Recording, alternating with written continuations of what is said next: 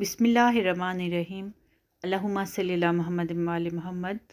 अस्सलाम वालेकुम। माशाल्लाह आज मैं बना रही हूँ बकुदिया पान के साथ।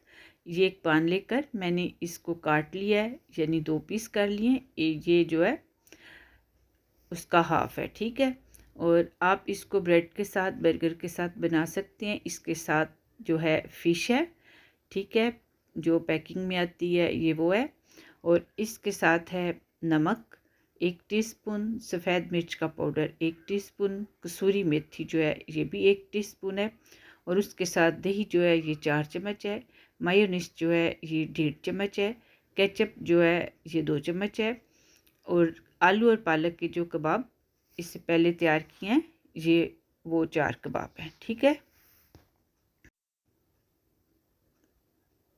तो अब इसको जो है ये इकट्ठा कर लूँगी और इनसे एक अच्छी सी जो है सॉस तैयार कर लूँगी।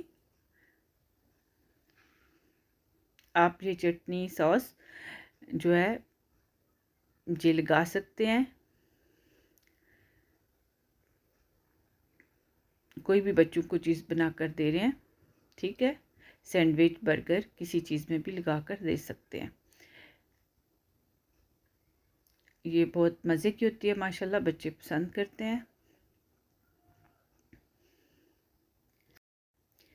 अगर आपके पास ये फ़िश नहीं तो आप फ्रेश फ़िश लें और उसमें अजवाइन, नमक और हल्दी डालकर उसे बॉईल कर लें और उसमें से कांटा निकाल दें, तो ये माशाल्लाह तैयार हो जाएगी।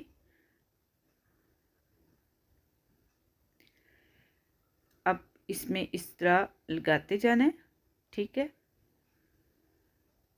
अगर आप इसमें सैडिड लगाना चाहते हैं तो वो भी लगाएं, वो ज़्यादा अच्छा रहेगा। ये मुझे सिंपल बनाना था,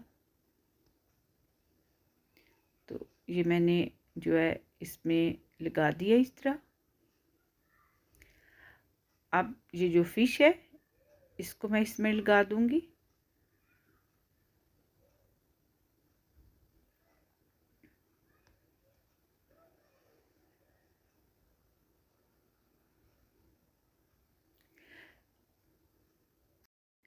नॉर्मल ये लोग इधर के जो रहने वाले हैं वो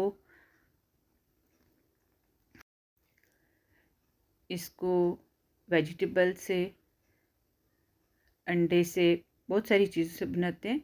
ये माशाल्लाह जो कबाब हैं मैं इनसे इसको बना रही हूँ। तो ये माशाल्लाह ये एक अच्छी चीज़ है।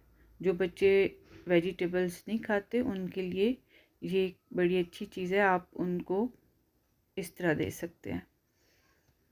तो ये माशाल्लाह तैयार हो गया। मैंने इसको ऊपर पिन से कर दिया है बंद। तो ये रेसिपी आपको इंशाल्लाह पसंद आएगी। अगर पसंद आए तो मेरे चैनल को लाइक कीजिए, सब्सक्राइब कीजिए, कमेंट कीजिए। तो बताएं ये आपको रेसिपी कैसी लगी है। दुआओं में याद रखिए। बहुत शुक्रिया। खुदा हाफिज़।